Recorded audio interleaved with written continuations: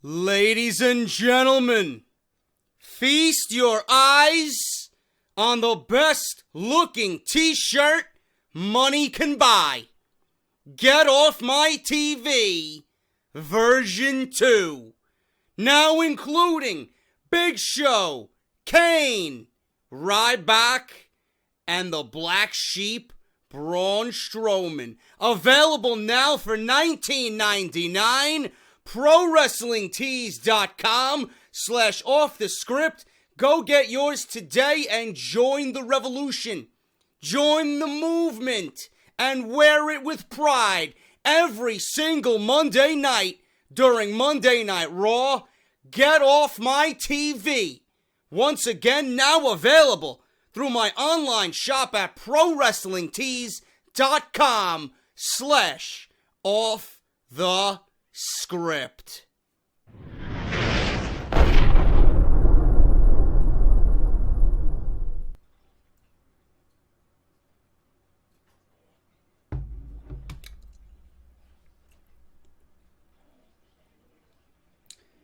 Do I record off the script, or do I sit here and get drunk in front of you guys? I'd rather do the second one.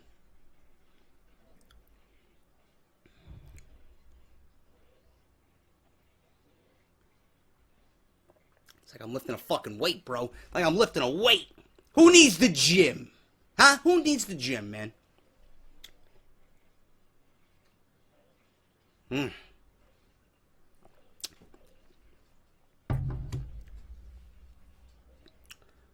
Oh, Magic 8 Ball.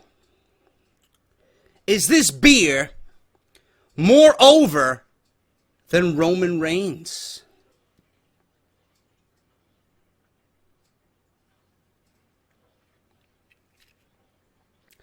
Oh my God. I gotta fire this motherfucker. Man. Fuck you, bro. My sources say no. Are you fucking kidding me? I'll tell you what's more over than Roman Reigns.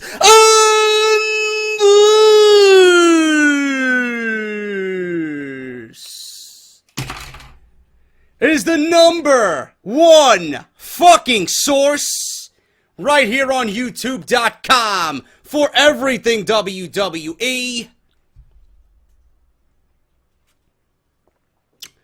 This is Off the Script, the number one fucking podcast in your subscription boxes right here on YouTube.com, man. I want to thank Joe Cronin for appearing on Off the Script yesterday, man. Fucking biblical episode.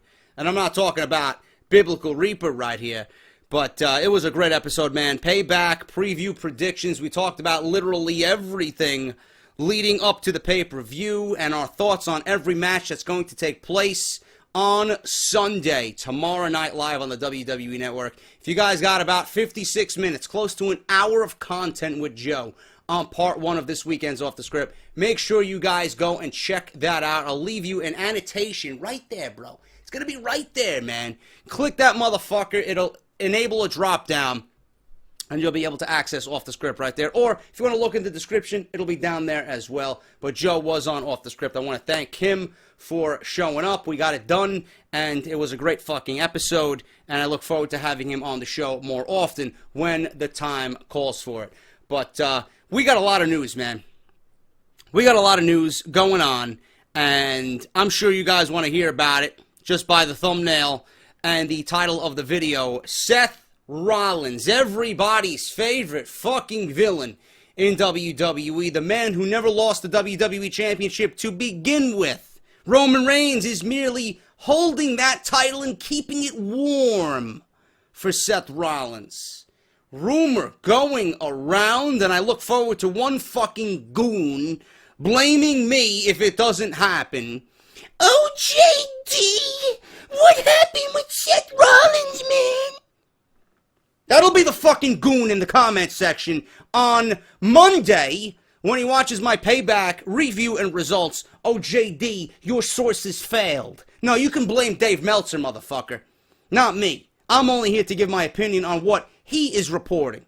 So make sure you guys take this with a grain of salt. It is being reported by several different outlets. Seth Rollins will be in Chicago. He will be at the Allstate Arena, and he will be at Payback. whether WWE wants to use him or not in a certain situation. Only time will tell. Things change by the fucking minute in WWE, so we're going to talk about that.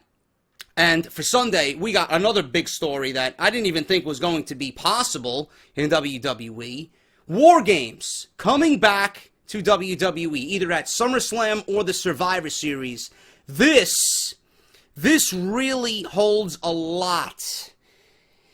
I talked about it, and I discussed my possible program with the Shield and the Bullet Club. This would be ideal for the Shield and the Bullet Club.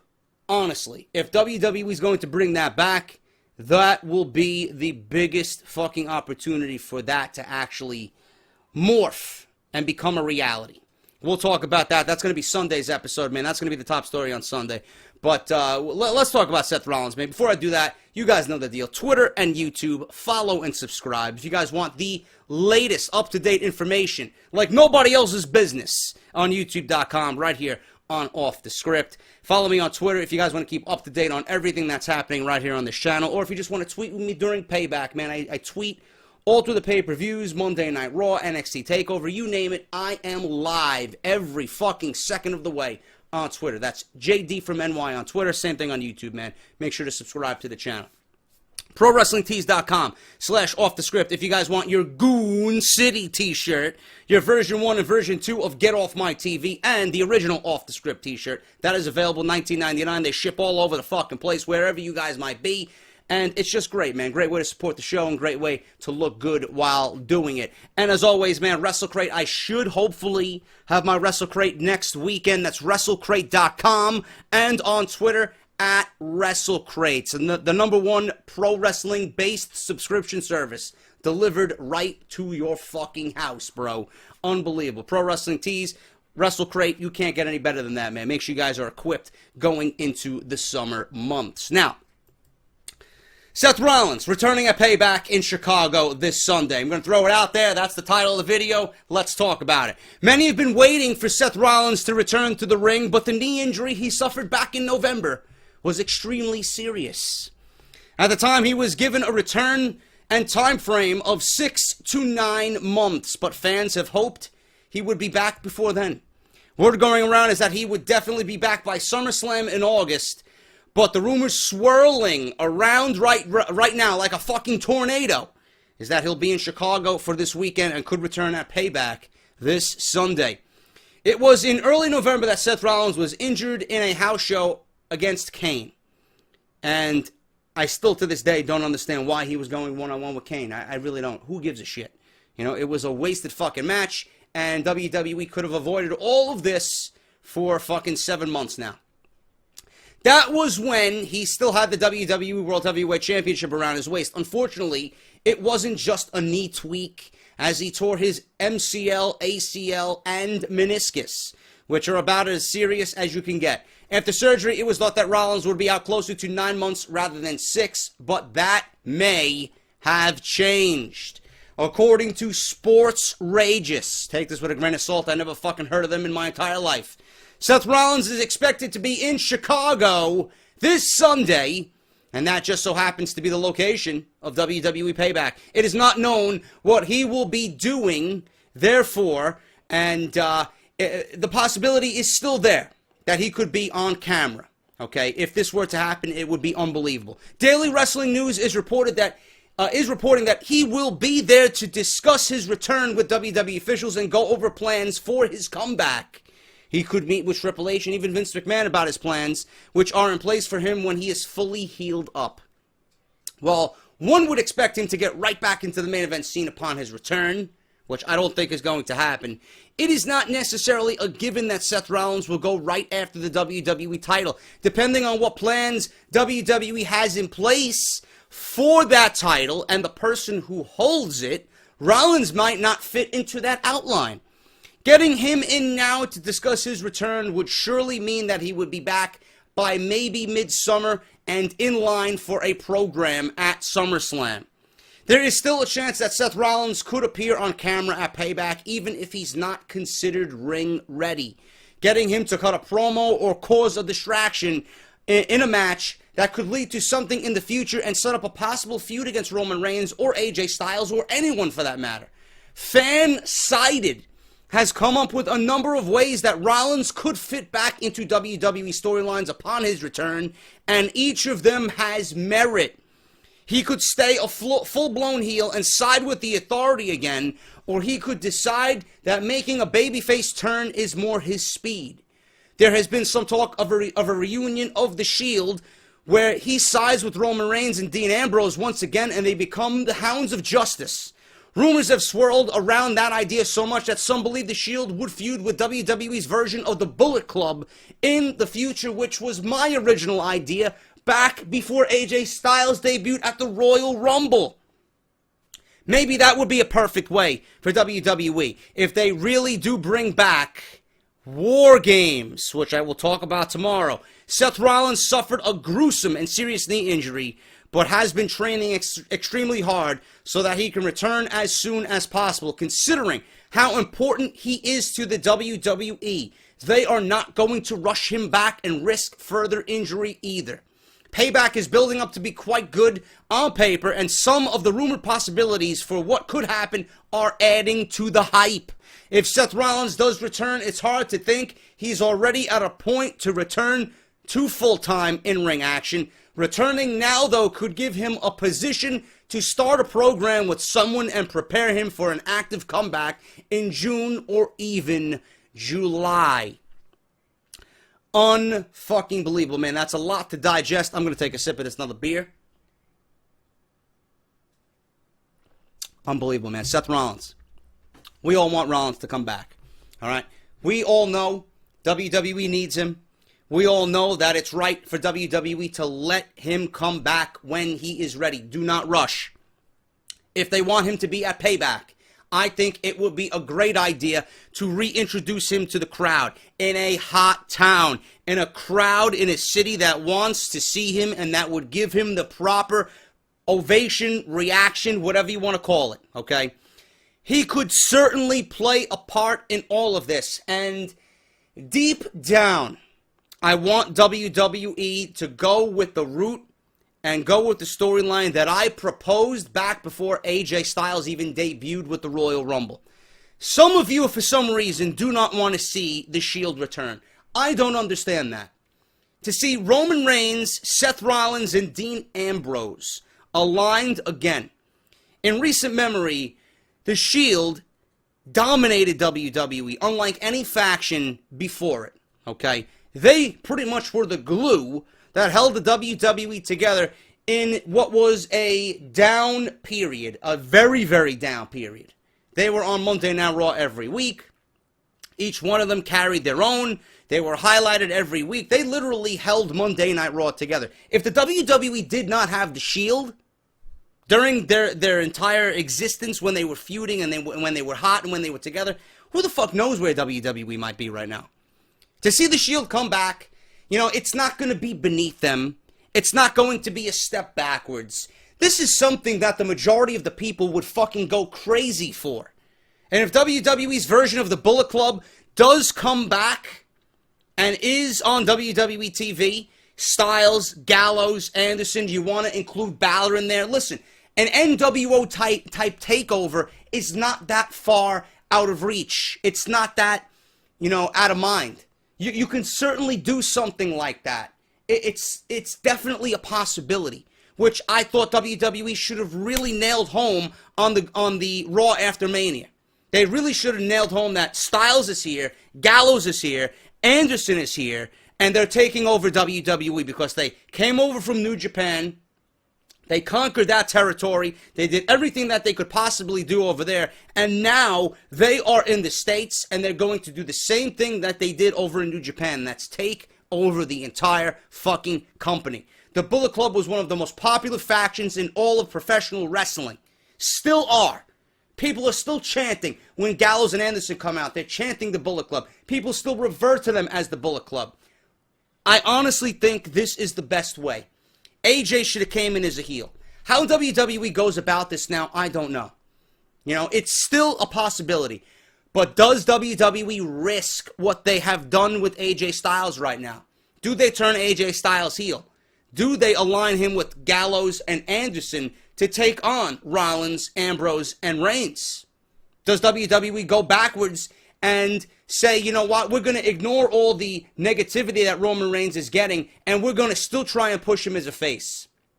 Roman Reigns will get over and be what WWE wants him to be with the Shield, because he will be face by association. There's no way Rollins is coming back as a heel. There's no way people are going to boo Dean Ambrose. Roman Reigns will be a face by association, because all they will be seeing, all they will be realizing that's on their television is the Shield.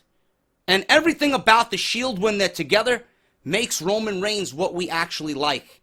Roman Reigns was enjoyable in the Shield. And if they continue that and they build around that again and they give us that for a second round, I think it'll get over.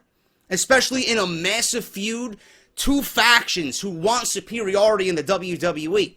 I think that's going to be great, man. And with the rumors of War Games coming around, I cannot think of a better opportunity to bring back that and include these two factions, man. You want to add Balor and you want to add someone else to take on the Bullet Club and align himself with the Shield? Who the fuck knows who it could be, man? It could be anybody. It could honestly be anybody. Add a fourth. Intrigue us. Build up to that. Make that a selling point for this entire feud. It's 4 against 3. Who's the Shield going to enlist? It could be anybody, bro. It could literally be anybody. So I like that, man. Rollins coming back opens up. You know, we talk about Finn Balor opening up fucking Pandora's box and all the possibilities with him coming in. You know, and WWE is in a great position, but it's also in a bad position because they got so many fucking possibilities with so much talent right now that I think they might get overwhelmed. They might get overwhelmed. But Rollins coming back at Payback just opens up even more possibilities. It's something that we want to see, but you got to make the right decision. Don't rush anything. Don't do it because the fans are going to pop for it. Do it because it's a logical decision. Do it because it makes sense. Do it because you already have a long-term vision about what you want to do. Don't do it because it's going to generate a pop. Don't do it because you want to see it happen right now. It needs to make sense.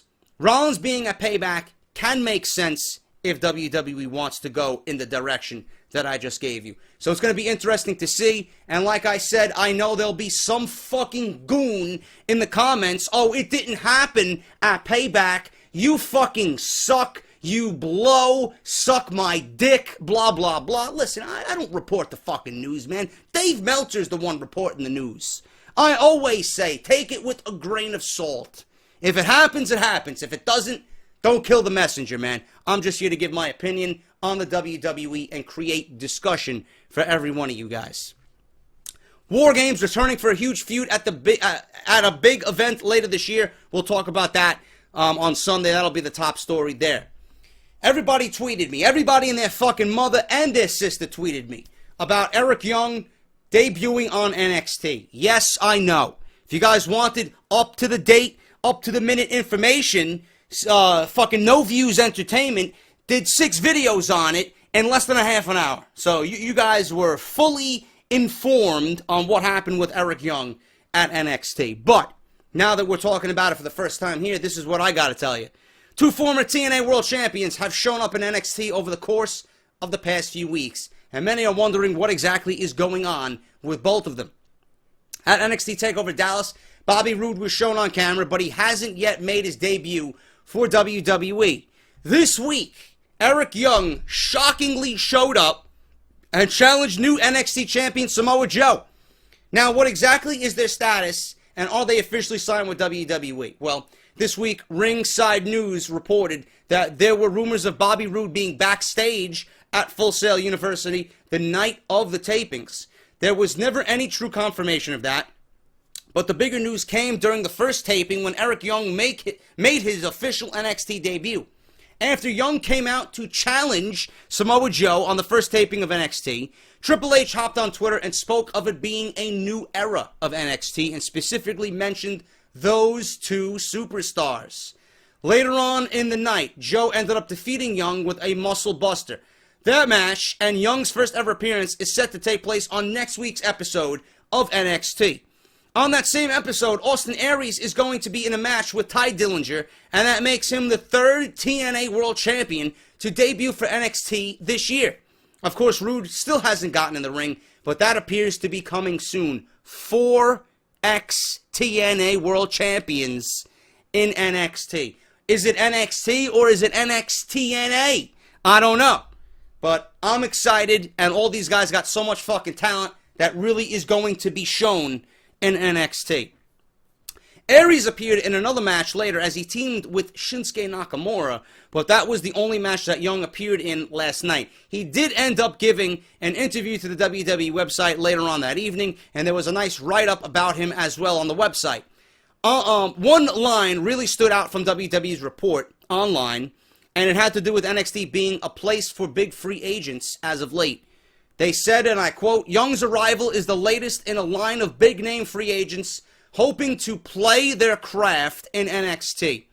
Going to show that you never know who's going to appear next between the yellow ropes." End quote. If Eric Young hasn't officially signed with WWE, they may want to be careful with promoting that there is a partnership in place. Back in October, James Storm made his NXT debut, received an article on the WWE website, and got a lot of attention from Triple H. A couple of appearances later, he re-signed with TNA for more money. Now, this is me talking, proves to you that he made a terrible business move. It's not always about the money. Remember that. That begs the question of what is going on with Bobby Roode. After being seen on camera at NXT TakeOver Dallas, he was said to have been backstage at WrestleMania 32 as well. A couple of weeks after that, he cleared the air and said that he has not signed with WWE, but it was awfully close. Does this mean he's no longer in negotiations with WWE or working on heading into NXT? It is odd that he may have been backstage at Full Sail University this week, but wasn't used on camera at all. The next set of tapings will take place on May 19th, and he could likely show up then. WrestleZone is reporting that despite Roode having been shown on NXT before Eric Young making his debut this week, it has not affected an upcoming match. They are still set to take on one another at a House of Hardcore on May 7th. Right now, Bobby Roode was said to be close to signing with NXT, but it's odd that he did not appear on camera since the next 3 weeks were taped this past week. I believe it was on Wednesday. Eric Young did appear for just one taping, but it seems he may have found his new home since leaving TNA, and it is indeed with WWE. The two former world champions will still wrestle at the House of Hardcore show, but it's likely that after that they'll begin with the company full time. This is an exciting time for NXT. With the departure of Finn Balor, which is imminent and looming, Samoa Joe doesn't have all that much time on NXT's roster either. Before the end of the year, I see him being moved up.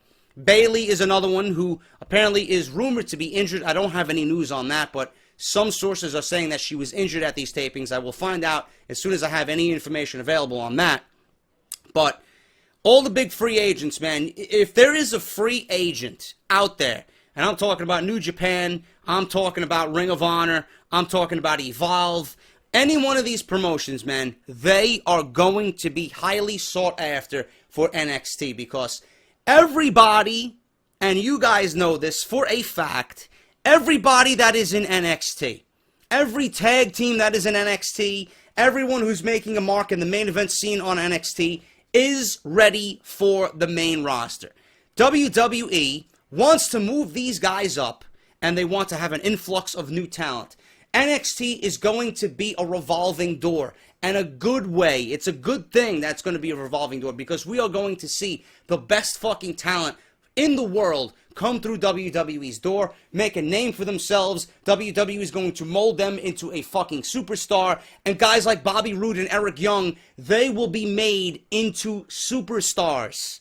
They will get their name known. They will get their name known globally. They couldn't do that in TNA. These guys in Ring of Honor, they can do that to an extent. These guys in New Japan can do that to an extent. But once you come through WWE, not only are you going to be known over there for what you did, you're going to be known globally for what you did. NXT is going to be the breeding ground for superstars. If you're on the cusp of being a superstar, if you know what you're doing, if you're a highly sought after free agent like a Jay Lethal or the Briscoes or a Kenny Omega, all these guys, I guarantee you, all these guys, sooner than later, will be coming through NXT. Kenny Omega being the one guy I want the most to come through NXT. Even though he could be on the fucking main roster and do what he does. He'll be in NXT. Jay Lethal, before all is said and done, will be in NXT. Everybody, Roderick Strong, he'll be in NXT. Everybody you know that's a big name will be in NXT. Simple as that. I am excited to see Eric Young and Bobby Roode. It's going to freshen up the product. It's going to invigorate the product. It's going to bring new blood into the product. And yes, these guys are TNA guys, which is probably making Dixie Carter cry right now. Cry me a river. You went out of business, or you're about to go out of business, unless you sell the company. These guys knew they had to jump ship. Where were they going to go? NXT. Just like everybody else. If your contract's up, where are you going to go? NXT is going to be at the top of everybody's list. And NXT, for that reason, will thrive. Now, I must say, I listened to the Solomonster on this past week's podcast. There was a question in his mailbag about, is it a concern that WWE isn't breeding their own talent? And is it a problem that WWE is going to other resources, outside promotions, and bringing in top stars to fill the needs of NXT? Is that a problem long term? No. I don't give a shit who you are. If you are a top talent, show me why you're a top talent. Sign them, bring them in, make your product better. I don't give a shit. I don't give a shit. Half the guys that WWE is going to go out and sign anyway, they will mold into their own. So it doesn't really matter where they come from, man. WWE doesn't necessarily need to breed homegrown talent. So what? Go out and get a Jay Lethal. Go out and get a Roderick Strong. Go out and get a Kenny Omega. Go out and get a fucking, whoever, man. It doesn't fucking matter. You know, the Wolves. The fucking, whatever, man. It could be fucking anybody. It could be fucking anybody. As long as you're filling your talent with top-notch fucking talent, it doesn't matter where they come from, and make your talent better. And there's no better resource than cash. So it doesn't matter about that, man. So NXT's looking good. I'm excited for it. And they will thrive. No matter who leaves, no matter if we see our beloved Balor or Bayley leave, they will always continue to thrive. News on Chyna. Chyna was drinking heavily before her death last week. Now, this is according to Pro Wrestling Sheet and Ryan Satin, which is a very, very credible source. Her manager said that there was no alcohol on the premises. But according to Pro Wrestling Sheet, she was drinking heavily before she passed away last week. Last week, the wrestling world was stunned by the shocking death of the ninth wonder of the world, Joni Chyna Lauer. It's an unfortunate reality that foul play was immediately suspected, but it's even more unfortunate that it's slowly coming to light that the suspicions may have been right from the beginning. According to Ryan Satin and a report from ProWrestlingSheet.com, Chyna was said to be drinking very heavily before she passed away last week. The reason for her drinking was apparently dissatisfaction with not being invited to this year's WWE Hall of Fame ceremony. It's being said that she backed out of WrestleCon this year because she was so upset about the issue, and her snub caused her great distress, as well as failing to reconnect with her family. The report claims that the main goal of Chyna's documentary that will be released was to help address her relationship with WWE and her Hall of Fame situation. Her cause of death is still not determined, though everybody's saying it was an accidental overdose on Valium and sleeping pills, or sleep remedy pills. And it will take some time for that to actually surface in the news, but it's being looked at as a possible overdose, like I just said, and reports like these are showing that Lauer was showing signs of an addiction at the time of her death. Nothing that we did not already know. I'm just letting you guys know that Chyna was drinking the week of her death. That could have led to her passing. She could have mixed those pills, you know, the sleeping pills and the Valium with alcohol, and obviously that stuff building up over a period of time, and she passed away in her sleep. So that's what is being reported. If I hear anything else about the official word from the people who take care of that kind of thing, I will definitely let you guys know right here on Off the Script. And my thoughts and prayers, again, go out to Vince Russo, who, if you have not seen his video, unbelievable, dedicated to Joni Lauer and her friends and family, man. Just a devastating time, and it just sucks, man, that we have to lose so much talent, former talent in WWE at such a young age, man. Just add Joni Lauer, Chyna to that list. Hideo Itami almost ready for NXT return. It's been almost a year since Hideo Itami injured his shoulder, and after my rant and spoken word on NXT, we still have Hideo Itami not even on the roster yet, man, actively. He's almost ready for a return. The year that Itami has missed has been the biggest and best in the brand's history, but it would have found a way to be even better with Itami's involvement. The last we heard of Hideo was that he suffered some serious setbacks with his shoulder recovery and had no timetable for a return. Unfortunately, nothing has changed, but we are much closer to that date. When Hideo went down with his shoulder injury last May, the original timetable was between 6 to 8 months. As you are aware, that time frame has been extended significantly. The fact that is NXT could certainly use Hideo's talent, especially now that the brand has changed so much over the last month. Unfortunately, we can only speculate on when he'll return to the ring, but there is a small tidbit of information on when he may be returning. The amount of fresh matchups for Hideo when he returns to the ring are staggering. On paper, we've got Hideo versus Joe, Balor, Aries, Nakamura, now Eric Young, possibly Bobby Roode. NXT is no doubt going to get much more interesting with Hideo Itami around. I cannot wait for Hideo Itami to come back. It sucks that he's out all this fucking time, and he's missing so much shit. He would have been easily thrusted into a world title program with Finn Balor, matches with Joe. Now Nakamura is here, Austin Aries is here, Bobby Roode's coming, Eric Young is here. NXT will be fine. I can't wait for Hideo Itami to return. According to him and his Twitter, he is almost ready. Can't wait for that. I can't wait to see that happen. Rumor killer, Jack Swagger not leaving WWE.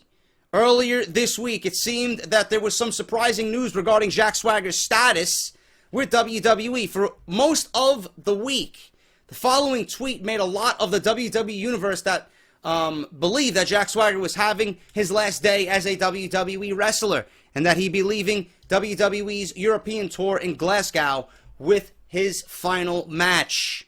The news came out of nowhere, which caused quite the stir online that Jack Swagger was finished with the company, but that has now been revealed as a false assumption. According to ProWrestlingSheet.com and Ryan Satin, what Swagger's tweet was referring the current European tour coming to an end, and there was no way a commentary on the All-American status with the WWE. There was no way that was a commentary on the All-American status with the WWE. The report is claiming that Swagger is still very much with the company, but none of this has changed his position on WWE programming that is still very limited. What's most interesting about the rumor catching fire this week is that it brought a lot of support to Swagger, and the general feeling towards him is that he's a good wrestler who is one of the most underutilized performers on the roster. Hopefully, this mistake will lead to some kind of push for Jack Swagger.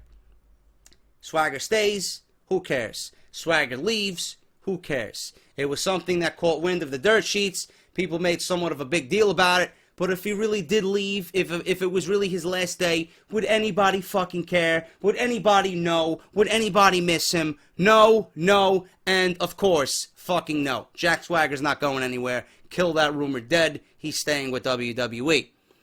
Lilian Garcia. This will be the last news article here for part 2 of Off the Script. Lilian Garcia has some backstage heat, as she's been a staple for WWE over a decade. She's been announcing for WWE since 1999, and her first tenure established her as the only decade diva in the company's history. Garcia walked away from WWE back in 2009 to pursue other interests, but she returned in 2011 and has been giving us her familiar voice ever since. However experienced she may be announcing for WWE, she's human and will make a mistake from time to time. Recently, she had one that gotten her into some hot water. According to DWN, Daily Wrestling News, there was a miscommunication during last week's Monday Night Raw taping from London. Since Enzo Amore and Big Cass have been called up from NXT, the powers that be have made it a point to stop referring to Big Cass as Colin Cassidy. During the taping, Lilian Garcia introduced Big Cass as Colin Cassidy, and that reportedly led to a shouting match at ringside afterward, which was in the full view of fans in attendance. Not only is that embarrassing, but it's a little unprofessional to do that at ringside during a match. It was a mistake. WWE has always been very particular with names of performers, and they're right to make a point because it's the little things that matter most of the time. But a situation like that should be handled better after all. The heat on Garcia will likely blow over, but it's still worth mentioning that this incident occurred. Now, my opinion on this, I do agree that it's unprofessional to be having an argument over something so petty at ringside. This could have been discussed backstage after the event was over. It was not that big of a deal. I'm sure nobody in attendance cared that she called him Colin Cassidy instead of Big Cass. Lilian does have a knack for making mistakes. Okay? She has to limit the mistakes. I don't like Lilian Garcia's ring announcing. I don't like her at all. Period. You know? I would just have, like Solomonster even said this, Howard Finkel, and I've said this every fucking WrestleMania, Howard Finkel still has an amazing, powerful voice. You could use him, and Solomonster even said, have him not even appear on camera, and just have him ring announce. Just let me hear his voice. It would be better than anybody WWE puts in that role. The only other one that I like, if you come to the female ring announcers, I enjoy Eden. I think Eden does a great job. Eden's married to Stardust, a.k.a. Cody Rhodes. JoJo does a good job. She's come a long way. Both of them, in my honest opinion, is better than Lilian Garcia.